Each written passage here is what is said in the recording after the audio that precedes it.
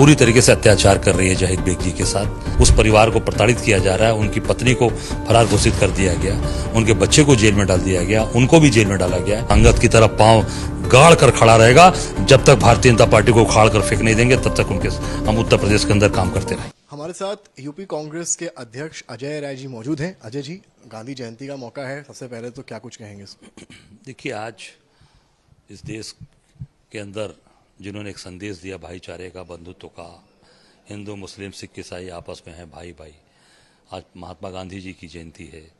और जिन्होंने जय जवान जय किसान का नारा दिया, हमारे जो काशीवासी हम सबके लाल बहादुर शास्त्री जी की आज जयंती है।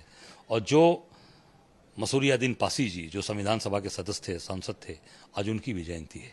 तो निश्चित तौर से तीनों महापुरुषों की जयंती पर मैं एक ही बात कहना चाहूँगा कि आपसी भाईचारा, बंधुत्व, जो सर्व समाज को लेकर चलने की बात हमारे तीनों महापुरुषों ने कहा, गांधी जी ने कहा, उस पर हम लोग कायम है, उसको लेकर चलने का काम करेंगे। उपचुनाव की चर्चा, उम्मीद जताई जा रही है कि महाराष्ट्र के डेट्स के साथ उपचुनाव यूपी के भी आ सकती हैं डेट्स। आप लोग सम्मेलन लगातार कर रहे हैं, जमीन पर क्या देख पा रहे हैं? कांग्रेस की कितनी तैयारी 10 सीटों पर?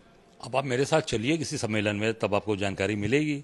अभी हमने फूलपुर में किया, संविधान गौरव का सम्मेलन हमने किया, फिर अभी मझवा में किया। हजारों की तादाद में कार्यकर्ताओं के अंदर इतना उत्साह है और निश्चित तौर से हमारे एक एक कार्यकर्ता मजबूती से आ रहे हैं, क्योंकि आज महंगाई, बेरोजगारी, भ्रष्टाचार जो सरकार ने कहा था वो इस पर कोई काम नहीं कर रही है भाजपा की सरकार। कांग्रेस पूरी ताकत के साथ उनके साथ खड़ी है और निश्चित तौर से लोगों का लगाव जुड़ाव, और हम 10 विधानसभा में अपना ये संविधान गौरव सम्मेलन करने जा रहे हैं, सम्मान सम्मेलन, और निश्चित तौर से जनता का झुकाव और प्यार हमें मिलता जा रहा है। आप लोग गठबंधन में हैं समाजवादी पार्टी के साथ, आप सम्मेलन 10 के 10 सीटों पर कर रहे हैं। यूपी कांग्रेस क्या चाह रही है, कितने सीट पर वो चुनाव में उतरना चाहते हैं? देखिए, यूपी कांग्रेस ने पहले ही प्रस्ताव करके 5 सीटों का दिया हुआ है। 5 जो सीटें हमारे हैं, मझवा, फूलपुर, अपने यहाँ की गाजियाबाद, खैर और एक मीरापुर, 5 सीट हम लोगों ने दिया है। जो भाजपा और अलायंस की सीटें थी उसको हमने उन्हें डिमांड किया है। बाकी नेतृत्व, राष्ट्रीय नेतृत्व के पास हमने प्रस्ताव दिया है। जो निर्णय वहाँ से आएगा उसको हम सब लोग उसको क्रियान्वयन करेंगे और उस पर आगे बढ़ेंगे। समाजवादी पार्टी विधायक जाहिद बेग की अरेस्टिंग हुई है, मामला है, आप कल घर गए उनके, क्या कुछ हुआ है, कैसे देख रहे हैं? निश्चित तौर से ये सरकार पूरी तरीके से अत्याचार कर रही है जाहिद बेग जी के साथ। मैं उनके घर गया था और उस परिवार को प्रताड़ित किया जा रहा है, परेशान किया जा रहा है। जाहिद बेग जी बहुत ही सम्मानित परिवार के व्यक्ति हैं। उनके पिताजी यूसुफ बेग साहब वहाँ के सांसद रहे और जिन्होंने भदोही के निर्माण में, भदोही को आगे बढ़ाने में काम किया। उस परिवार को प्रताड़ित किया जा रहा है, उनकी पत्नी को फरार घोषित कर दिया गया, उनके बच्चे को जेल में डाल दिया गया, उनको भी जेल में डाला गया है। कांग्रेस का एक एक कार्यकर्ता जहाँ अत्याचार अन्याय होगा खड़ा रहेगा और पूरी कांग्रेस पार्टी जो हमारे नेतृत्व ने का जो आदेश है कि जहाँ अत्याचार अन्याय हो वहाँ खड़ा रहना है। मैं कल गया था, समाजवादी पार्टी के हमारे वहाँ के विधायक हैं, मेरे पुराने रिश्ते भी हैं, मैं उनके घर जाकर उनको जाकर आश्वस्त किया हूँ कि पूरी ताकत के साथ कांग्रेस उनके साथ खड़ी रही। राजनीतिक तौर पर देखा जाए तो आप जब वहां पर गए हैं, कोई बड़ा समाजवादी पार्टी का नेता अभी तक वहां नहीं गया है और आप वहां पर सीट पर उपचुनाव में भी, आप जो 5 सीट की बात कर रहे हैं, वहां चुनाव लड़ना चाहते हैं। तो राजनीतिक तौर पर ये कहा जा रहा है, देखा जा रहा है कि आप यहाँ पर गए हैं तो कहीं ना कहीं समाजवादी पार्टी कोई प्रेशर पॉलिटिक्स नहीं, इसको राजनीतिक दृष्टिकोण से नहीं देखना चाहिए, इसको मानवता के दृष्टिकोण से देखना चाहिए।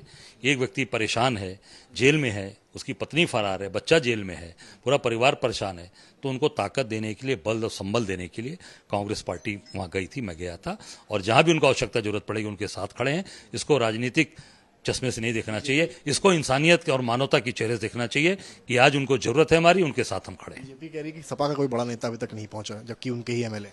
देखिए, ये समाजवादी पार्टी मैं समझता हूँ कि जरूर वहाँ उनके लोग गए होंगे।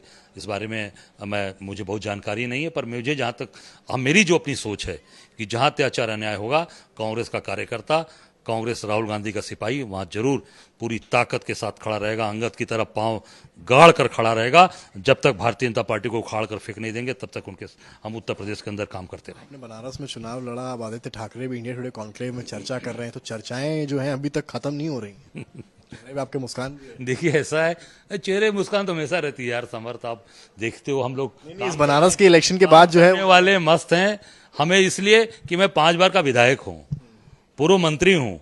अभी शायद कोई एक टर्म विधायक नहीं हो पाएगा, मैं 25 साल की उम्र से विधायक हूँ और लगातार जनता के बीच में काम करके हूं और जनता का प्यार मेरे साथ है। इसलिए उत्तर बनारस की जनता ने इस बार 4,60,000 सुपर वोट दिया।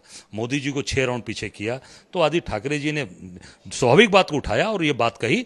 मैं आदित्य ठाकरे जी को धन्यवाद देना चाहूंगा। और जहां मेरी जरूरत पड़ेगी महाराष्ट्र में एक एक गली, एक एक जगह पर जहां जरूरत पड़ेगी वहां पर चुनाव जिताने के लिए हम सब लोग काम करेंगे, कैंपेन करेंगे। बहुत शुक्रिया। हमारे साथ ये भी कांग्रेस के अध्यक्ष अजय राय और साफ कह रहे हैं